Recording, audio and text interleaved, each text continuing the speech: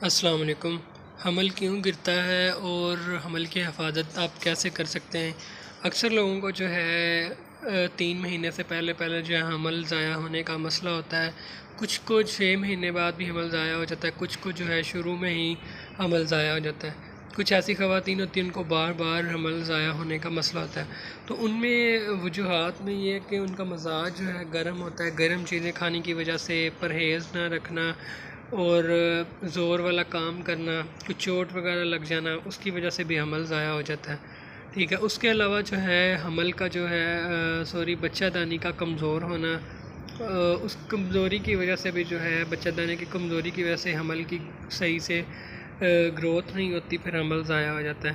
ٹھیک ہے، تو اس کے لیے آپ نے جو احتیاط کرنی ہے، گرم چیزیں نہیں کھانی اور تلی چیزیں نہیں کھانی، زور والا کام نہیں کرنا، اور آپ